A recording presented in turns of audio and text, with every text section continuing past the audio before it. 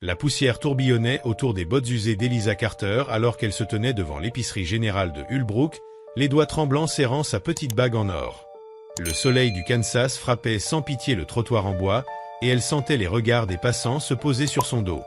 Veuve à 24 ans, il ne lui restait rien d'autre que les vêtements sur elle et ce morceau d'or qui, autrefois, promettait l'éternité. « S'il vous plaît, monsieur Hullbrook », murmura-t-elle en poussant l'anneau sur le comptoir. Le commerçant, un homme corpulent aux moustaches grisonnantes, le regarda à peine avant de secouer la tête. « Madame, je vous l'ai déjà dit. L'or ne remplit pas les estomacs ici. Ce dont les gens ont besoin, ce sont des bras solides pour la récolte, pas des bijoux. » Il repoussa l'anneau vers elle de son doigt épais. Affamée depuis 3 jours et incapable de se nourrir correctement depuis qu'elle avait dépensé ses derniers sous pour un biscuit rassis, Elisa sentait son orgueil céder. Juste un pain, ou de la semoule de maïs, n'importe quoi, souffla-t-elle. La cloche de la porte tinta alors qu'un autre client entrait. Elle ne se retourna pas, trop concentrée pour supplier la pitié du commerçant. Son défunt mari Thomas avait acheté cette bague à Saint-Louis, économisant pendant des mois. Maintenant, elle semblait aussi insignifiante qu'un caillou sur la prairie. Une voix profonde s'éleva derrière elle. « Problème ici, Hullbrook ?»« Aucun problème, monsieur Harper. Je n'explique qu'à cette dame que nous ne faisons pas d'échange en or. » Elisa se retourna enfin et vit un homme grand, mince, au visage buriné par le soleil.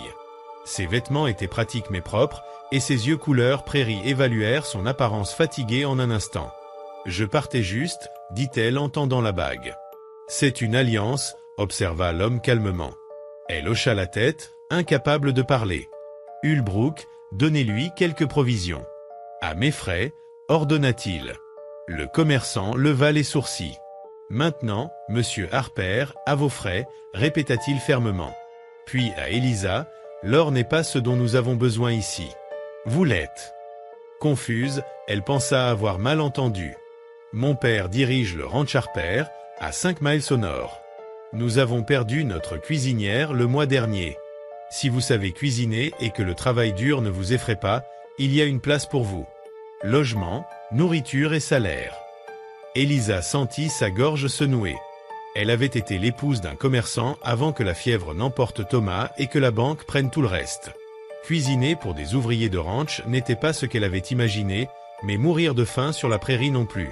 « Je sais cuisiner, » dit-elle. « Alors nous vous serions reconnaissants d'accepter, » répondit-il. Hullbrook remplit un panier avec de la semoule de maïs, du lard salé, des haricots secs et un petit sac de sucre. Daniel Harper l'observa avec ses yeux vert perçants. « Quand avez-vous mangé un vrai repas pour la dernière fois ?»« Ce n'est pas vos affaires, » répliqua-t-elle avec fierté. « Si vous travaillez pour nous, si, » dit-il simplement, « je ne veux pas que vous vous évanouissiez dans la marmite. » Il la conduisit ensuite à la pension d'Onnelly, où un repas chaud l'attendait.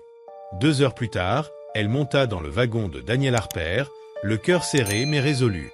La prairie s'étendait devant elle, immense et dorée, le vent ondulant dans les herbes comme des vagues. « Votre père ne vous en voudra pas d'avoir engagé une inconnue, » dit-elle. « Faites-moi confiance, » répondit Daniel. « Ici, nous sommes tous des étrangers jusqu'à ce que ce ne soit plus le cas. » Ils roulèrent en silence, le bruit des roues et des sabots résonnant dans l'air vaste.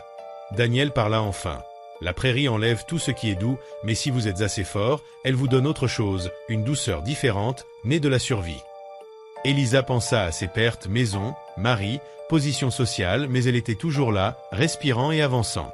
Au loin, le ranch Harper se dessinait. Maison principale, grange, dépendance, fumée s'élevant des cheminées, silhouettes se déplaçant parmi le bétail. « Bienvenue chez vous, Madame Carter, » dit Daniel. Elle redressa les épaules et garda son anneau en poche, le souvenir intact, prête à affronter ce nouveau chapitre. Le wagon s'arrêta devant la maison alors que le soleil touchait l'horizon. Le père de Daniel, Jacob Harper, sortit et la salua respectueusement. « Daniel dit que vous traversez des moments difficiles. »« Je suis prête à travailler, » répondit-elle. La cuisine, poussiéreuse et encombrée, attendait son attention. Les provisions étaient là, les hommes affamés, et elle, avec calme et détermination, prit les commandes. Le repas fut simple mais abondant. Haricots, pain de maïs, lard frit. Les hommes mangèrent avec appétit, appréciant enfin un vrai repas, et Elisa sentit une satisfaction nouvelle. Le travail serait dur, mais ici, elle n'avait pas seulement survécu, elle avait retrouvé sa force, sa dignité et son futur. La poussière tourbillonnait autour des bottes usées d'Elisa Carter alors qu'elle se tenait devant l'épicerie de Hullbrook, les doigts tremblants serrant un petit anneau en or. Le soleil du Kansas frappait sans pitié le trottoir en bois. Les gens se révèlent dans les moments difficiles. Madame Carter, ce que j'ai vu dans ce magasin, c'était quelqu'un qui plie mais ne rompt pas, dit-il en posant la serviette et en croisant son regard. Ces mots réchauffèrent quelque chose qui était resté froid pendant des mois dans sa poitrine. Elle se tourna vers la vaisselle pour cacher ce que son visage pouvait trahir. De beaux mots, monsieur Harper, mais je ne suis plus qu'une cuisinière. Rien de plus. Rien de mal à un travail honnête, répondit-il en reprenant la serviette. Et s'il vous plaît, appelez-moi Daniel. Monsieur Harper, c'est mon père. Ils terminèrent la vaisselle en silence, dans une compagnie tranquille. Quand Elisa sécha ses mains, elle remarqua qu'il sortait quelque chose de sa poche, un petit bouquet de fleurs des prairies légèrement fanées. « Je les ai cueillies sur le chemin du retour de la ville », dit-il timidement. « Je me suis dit que ça pourrait aller dans votre chambre. » Sa mère aimait toujours avoir des fleurs dans la maison. Ce geste, inattendu et délicat de cet homme discret, fit se serrer la gorge d'Elisa. « Merci, Daniel », murmura-t-elle. Il hocha la tête et se dirigea vers la porte, puis s'arrêta. « Ce que vous dites sur le fait d'être seulement une cuisinière, vous vous trompez. Vous êtes quelqu'un qui choisit de bâtir quelque chose de nouveau plutôt que de rester dans les cendres du passé. Cela demande un courage que peu de gens ont. » Après son départ, Elisa resta dans la cuisine propre, tenant les fleurs, et observa à travers la fenêtre les lumières de la maison des ouvriers, le murmure des voix et quelques rires. Au-dessus, les étoiles perçaient le ciel sombre, plus nombreuses qu'elle n'en avait jamais vues dans le Missouri. Elle plaça les fleurs dans un petit bocal sur le rebord de sa fenêtre, et en se préparant pour le lit, sa main alla automatiquement chercher l'alliance dans sa poche. Thomas aurait aimé Daniel Harper, pensa-t-elle. Pour la première fois depuis 6 mois, la pensée de son mari n'apportait plus la douleur aiguë à laquelle elle s'était habituée, seulement une douleur plus douce, comme un vieil hématome. Le lendemain, le réveil sonnerait à 4 heures pour allumer le feu, préparer le pain et le café assez fort pour éveiller les hommes travaillant du lever au coucher du soleil. Le travail serait dur, plus dur que tout ce qu'elle avait connu comme épouse d'un marchand, mais il y avait un abri, un travail et des regards d'espoir au lieu de pitié. L'or n'est pas ce dont nous avons besoin.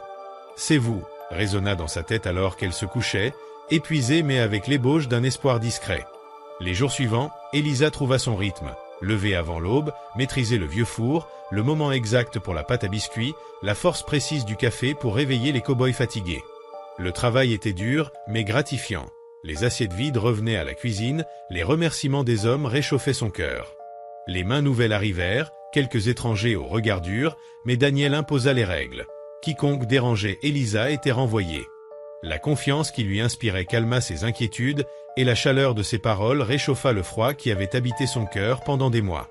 Un jour, alors qu'elle pétrissait le pain, Billy annonça qu'un cheval avait fait tomber Daniel. Son cœur battit à tout rompre en le voyant, le bras maintenu contre sa poitrine. Sans réfléchir, elle soigna sa luxation, guidée par l'enseignement de son père médecin. Les hommes regardaient avec scepticisme, mais la compétence d'Elisa remit l'épaule de Daniel en place. La gratitude dans son regard, le contact bref mais réconfortant de sa main, firent naître en elle une chaleur nouvelle.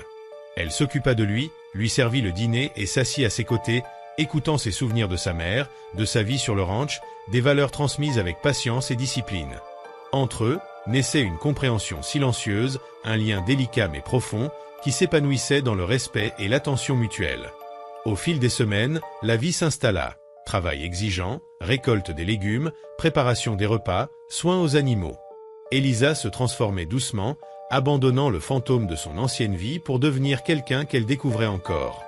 La prairie, les chevaux, les hommes travaillant sous le ciel ouvert, la chaleur du soleil et les fleurs des prairies accompagnaient sa renaissance. Le ranch n'était pas seulement un lieu de survie, mais le commencement de quelque chose de nouveau, inattendu et précieux. Le soir, Daniel partageait avec elle des moments simples. Observations, souvenirs de sa famille, légères taquineries, gestes attentionnés. Un jour, il la guida pour monter à cheval, parcourant ensemble les étendues infinies, lui montrant les lieux qui lui étaient chers. Dans le silence complice, le vent, les odeurs de prairie et de plus lointaines, Elisa sentit une promesse silencieuse. Peut-être un futur différent, nourri par le respect, la dignité et un lien naissant qui fleurissait doucement comme ces fleurs sur le rebord de la fenêtre. La maison reprenait vie. Ce n'était pas juste la cuisine, pensa-t-il, tournant enfin vers elle. Ce que tu as ramené ici, ce n'est pas seulement des repas, c'est quelque chose qui manquait. Les hommes le ressentent, P le ressent, moi aussi. Il s'interrompit, la mâchoire tendue. « Daniel, murmura-t-elle doucement. Je sais que tu es encore en deuil, je n'ai aucun droit. » Il prit une profonde inspiration. « Mais il faut que tu saches qu'en te voyant dans cette cuisine, t'entendant rire avec Billy, te regardant calmer cette vache comme si tu l'avais toujours fait. C'est la première fois depuis la mort de Ma que cette maison me semble vraiment un foyer. » Ces mots flottaient entre eux, bruts et sincères. Elisa sentit ses yeux se mouiller. « Je ne sais pas si je suis prête. »« Je ne demande rien, » répondit-il rapidement. « Je voulais juste que tu saches que tu n'es pas seulement la cuisinière pour moi. Elisa, tu deviens tout. » Elle s'approcha, assez près pour voir l'éclat doré de ses yeux verts, l'espoir et la peur se mêlant dans son regard. Sa main bougea d'elle-même pour effleurer sa joue. « J'ai peur, » chuchota-t-elle. « Moi aussi, » dit-il, couvrant sa main de la sienne, chaude et calleuse. « Mais peut-être que c'est bien ainsi. Peut-être qu'avoir peur ensemble vaut mieux que d'être courageux seul. » Elle pensa à Thomas, mais sans la culpabilité attendue. Au lieu de cela, sa voix douce résonna dans son esprit. « Sois heureuse, Lisa, c'est tout ce que j'ai jamais voulu pour toi. »« Peut-être, » murmura-t-elle, et elle vit l'espoir hésitant illuminer le visage de Daniel. Ils retournèrent au ranch au coucher du soleil, silencieux, mais conscients l'un de l'autre, l'air vibrant entre eux. Daniel l'aida à descendre de la voiturette, ses mains traînant sur sa taille. « Merci, pour m'avoir montré le ranch. » Elle ne put finir sa phrase. Il semblait comprendre, dit-il simplement. Cette nuit-là, en se préparant pour le lit, Elisa retira sa bague de mariage pour la première fois depuis que Thomas l'Y avait mise. Elle la contempla à la lumière de la lampe, ce petit cercle d'or qui avait tout et rien signifié. Elle ne la rangea pas encore, mais la posa sur le meuble lavabo, symbole d'un changement discret, mais porteur de renouveau, comme les fleurs de prairie après l'incendie. L'air d'automne était vif ce matin-là, promettant un changement de saison. En sortant du poulailler avec son panier d'œufs, elle observa l'herbe dorée reflétant le lever du soleil. « Le festival commence samedi », annonça Billy, débordant d'enthousiasme. « Il y aura des danses et des concours de tartes. »« Calme-toi avant de renverser ton assiette », le réprimanda Samuel en souriant. « Tu as l'air d'avoir 10 ans. »« Laissez-le s'enthousiasmer, » dit Elisa, remplissant les tasses de café. Cela faisait 2 ans depuis la mort de Margaret Harper et depuis que le ranch n'avait participé à aucune fête, mais quelque chose avait changé. Une légèreté revenait, rendant la célébration possible. « Il est temps d'arrêter de vivre comme en deuil, » dit Jacob. Daniel accompagnerait Elisa au festival, et elle, un peu rouge, accepta avec calme. Les préparatifs s'accélérèrent. Les hommes débattaient des chevaux à présenter, du concours de l'assaut et de la fameuse liqueur de maïs de Hank. Même les nouveaux venus semblaient emportés par l'excitation. Elisa, elle, oscillait entre anxiété et impatience, n'ayant pas participé à une fête depuis plus d'1 an, et jamais en tant que femme célibataire, ou du moins pas vraiment. La veille, devant son miroir, elle hésita entre 2 robes de laine pratique, inadaptées au festival. Un coup discret à la porte la fit sursauter. Jacob entra, portant une boîte, c'était à Margaret. Elle voudrait que tu la portes. À l'intérieur, une robe en coton bleu parsemée de petites fleurs, simple mais élégante, avec des gants et des rubans. Émotionnée, elle remercia Jacob. Le samedi, la ville brillait pour le festival. Lanternes, table chargée, musique de violon, enfants riant. Les chuchotements des habitants sur la veuve Carter et le fils Harper se mêlaient aux sourires et salutations. Elisa jugea le concours de tartes, observa le concours de l'assaut, et Daniel fut introduit à la moitié du comté. Le soir venu, lanternes allumées, la danse commença. Daniel lui demanda une valse, et le premier contact de leurs mains électrisa Elisa. Au fil de la musique, ils se rapprochèrent, Daniel révélant qu'il avait été fiancé à Catherine, mais Elisa n'était pas elle. Elle était Elisa, et pour lui, c'était tout. Entre danse et conversation, leur lien se renforça, jusqu'au moment où un incident surgit. Wade et Collins s'en prenaient à d'autres travailleurs, ivres et agressifs. Daniel intervint, imposant le calme, et la situation se désamorça, mais l'ombre des Mason se profilait déjà sur le ranch. 3 jours après le festival, des cavaliers furent repérés à l'horizon. Des sabots frappaient la prairie, le danger approchait. Daniel, blessé mais déterminé, et Elisa, armée et prête, se préparèrent. L'assaut éclata, Mason tentant de prendre le ranch, mais grâce à la vigilance, au tir précis et au courage d'Elisa, les intrus furent repoussés. Dans la tourmente, Elisa ne quitta jamais Daniel, soignant ses blessures avec sang-froid et détermination. À l'aube, le médecin confirma la gravité de la situation, mais aussi l'efficacité des soins d'Elisa. Ensemble, ils avaient survécu, le ranch intact, leur amour plus fort que jamais. Même face aux menaces futures, assis côte à côte, mains entrelacées, ils se sentaient invincibles, capables de faire face à toutes les ombres avec courage et tendresse. Le visage buriné de Daniel était grave. « Non, madame, nous n'y arriverons pas. » Une idée traversa l'esprit d'Elisa, désespérée et risquée, mais peut-être leur seule chance, les chevaux. Si nous les faisons s'emballer juste au moment où les hommes de Mason attaquent. La compréhension se lut dans les yeux de Samuel. Cela pouvait marcher, ou tous les tuer. Mais mieux valait courir ce risque que mourir sans combattre. Elle se dirigea vers les boxes où les chevaux piaffaient nerveusement, sentant la violence à l'extérieur. Au signal. Rapidement, ils ouvrirent les portes des boxes et se positionnèrent derrière les interstices des murs de l'écurie. Elisa observa les assaillants se former. Elle reconnut l'homme qui les dirigeait, Clayton Mason lui-même, venu superviser sa victoire. « Imbécile arrogant !»« Maintenant !» cria-t-elle. Ils tirèrent en l'air et frappèrent les chevaux sur les flancs, envoyant les animaux terrifiés galoper à travers les portes ouvertes. 20 chevaux paniqués se jetèrent sur 20 cavaliers en charge. La collision fut chaotique, hommes criant, chevaux hurlant, poussière obscurcissant tout. Dans la confusion, les défenseurs visaient avec précision. Elisa vit le cheval de Mason se cabrer, projetant l'homme au sol.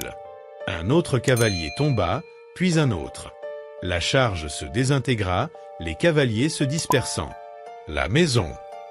Samuel indiqua l'écurie en se concentrant. Ils avaient laissé la maison principale exposée. De la fumée s'élevait déjà d'un coin où quelqu'un avait lancé une torche. Elisa courut de nouveau, ne pensant qu'à protéger le foyer devenu sien. Elle franchit la porte de la cuisine et trouva Daniel luttant contre les flammes avec des seaux d'eau, ses bandages rougis par d'anciennes blessures ouvertes. Homme têtu, souffla-t-elle en attrapant un autre seau. Femme têtue, répliqua-t-il. Ensemble, ils combattirent le feu, côte à côte, tandis que les coups de feu continuaient dehors. Le feu n'avait pas beaucoup progressé. La torche avait surtout pris le porche, mais la fumée emplissait la cuisine, rendant la respiration difficile. Une silhouette apparut dans l'embrasure. Mason lui-même, ses vêtements poussiéreux, les yeux brûlants de rage, le pistolet braqué sur eux. « Vous auriez dû vendre quand j'ai proposé. »« Harper, » gronda-t-il à Daniel, « maintenant, je prendrai tout, y compris votre femme. »« La seule chose que vous prendrez sera une balle, » répondit calmement Daniel.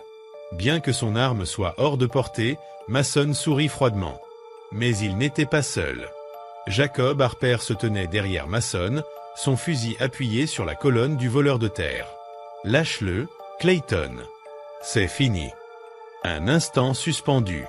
Puis le visage de Mason se tordit de rage et il tourna son arme. 3 détonations résonnèrent presque simultanément. Mason tressaillit, tourna et s'effondra. Elisa abaissa son colt fumant, la main légèrement tremblante. Elle venait de l'atteindre à l'épaule tandis que Jacob touchait sa jambe. Le couteau lancé par Daniel dépassait de sa main. « Bien tiré », murmura Daniel. « Nous tous. » Dehors, les coups de feu s'étaient calmés. Sans Mason pour les diriger, ces mercenaires reculaient, poursuivis par des voisins arrivés à la vue de la fumée. Le siège était brisé. « C'est fini », dit Jacob en regardant Mason se tordre au sol. On fit venir le shérif et le médecin. Les blessures furent soignées. Poings rouverts, brûlures aux mains d'Elisa, diverses blessures parmi les défenseurs. Les ranchers voisins furent nourris et remerciés. Les liens d'entraide se renforcèrent. Au coucher du soleil, Elisa se tenait sur le porche, observant les dégâts, des trous de balles dans les murs, des vitres brisées, un coin brûlé. Mais le ranch tenait. Nous devrons reconstruire, dit Daniel en la rejoignant. Son bras était de nouveau en écharpe, le visage pâle mais déterminé. Nous le ferons, acquiesça-t-elle.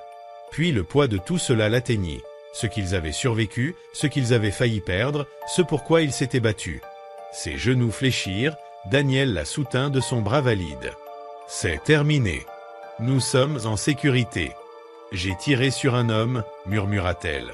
Tu nous as tous sauvés. » Il pressa ses lèvres contre ses cheveux. « Tu étais magnifique, Elisa. Terrifiante, mais magnifique. » Elle rit faiblement. « La vie sera-t-elle toujours ainsi ?»« Parfois, répondit-il, mais pas toujours. La plupart des jours seront calmes. Préparer le petit déjeuner, surveiller le bétail, regarder le coucher du soleil, élever des enfants têtus. » Malgré tout, une chaleur éclata dans sa poitrine. « Si tu veux, quand tu seras prête. » Ses yeux cherchaient les siens. « Aujourd'hui était. Aujourd'hui est la preuve, interrompit-elle. La preuve de quoi? Que je suis à ma place ici. Que c'est notre chez nous. Que ce que nous bâtissons vaut le combat. » Elle leva une main couverte de suie pour caresser son visage. « Je t'aime, Daniel Harper. J'aime ce ranch, cette vie, ces gens. J'aime même cette terre opiniâtre qui tente de nous tuer. » Il l'embrassa longuement et avec intensité. Autour d'eux, le ranch reprenait vie, des hommes s'occupaient des chevaux, quelqu'un préparait le dîner. La vie reprenait ses droits sur la destruction. « Épouse-moi bientôt, murmura-t-il. Je ne veux pas attendre. » La semaine prochaine, accepta-t-elle, dès que tu pourras rester debout pour la cérémonie. Le cri de Billy suggéra que la nouvelle s'était déjà répandue, le garçon Harper et la veuve allaient se marier. Au milieu des ruines, la joie jaillit et se répandit comme un feu de prairie. Cette nuit-là, tandis qu'Elisa soignait les blessés et nourrissait les volontaires, elle pensa au chemin parcouru, de veuves désespérées échangeant de l'or contre du pain, à femmes défendant sa maison avec courage et armes. L'ancienne Elisa, épouse du marchand, avait disparu, emportée par le vent de la prairie et les nécessités de la vie. À sa place se tenait quelqu'un de plus fort, capable d'affronter les mercenaires et de réconforter les blessés, de préparer des biscuits à l'aube et de combattre les flammes à midi, et qui avait trouvé l'amour non pas malgré les épreuves, mais grâce à elle. Les saisons passèrent. L'hiver céda à la promesse du printemps. Les trous de balles furent réparés, le bois brûlé remplacé, les vitres rutilantes. Elisa, dans sa chambre désormais, ajusta une robe simple qu'elle avait cousue, décorée d'une broderie délicate. Au cou, un médaillon d'or contenant un brin d'herbe de prairie. « Tu es magnifique, » dit Mrs. Donnelly en entrant. « Je crois que je vais m'évanouir, » admit Elisa, main sur son ventre où les papillons dansaient. Chaque marié ressent ça.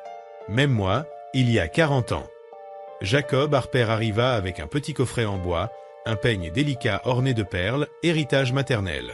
Les larmes d'Elisa perlèrent alors qu'il le plaçait dans ses cheveux. « Merci. »« Non, merci à toi, » répondit Jacob, sérieux. « Tu as ramené mon fils à la vie.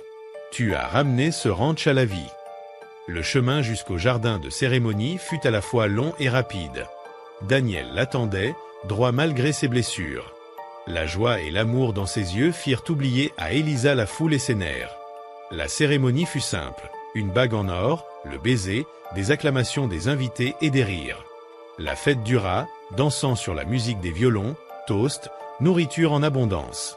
Plus tard, quand le ranch se calma, Daniel et Elisa se retrouvèrent seuls dans leur cuisine, désormais cœur de leur foyer. Heureuse. Plus que je n'aurais cru possible. À travers la fenêtre, les étoiles illuminaient la prairie. Demain apporterait son lot de travail, réparer, entretenir, bâtir. Mais cette nuit, dans les bras de son mari, Elisa ressentit la paix profonde de quelqu'un qui a trouvé sa place. Elle pensa à ce moment désespéré dans la boutique, à l'offre inattendue. L'or n'était pas ce qu'il fallait, c'était lui. Et Daniel l'avait vu, vraiment vu, ce jour-là. La bague sur son doigt captait la lumière, simple et vraie. Thomas, dans sa mémoire, reposait paisiblement. Elisa avait appris à porter son passé autrement, non comme un fardeau, mais comme fondation. Elle embrassa Daniel, douce promesse et tendresse. Ensemble, ils montèrent les escaliers, Elisa s'arrêtant un instant pour contempler sa cuisine, son royaume, sanctuaire de la maison où elle s'était retrouvée. Elle reviendrait demain, préparerait le café, ferait des biscuits, s'occuperait du jardin et de Rosie la vache. Mais ce soir, elle était simplement Elisa Harper, femme de la prairie, marchant vers l'avenir avec un cœur ouvert, prête à affronter tempête et soleil. La frontière l'avait testée et jugée digne. Il était temps de vivre la vie qu'elle avait conquise.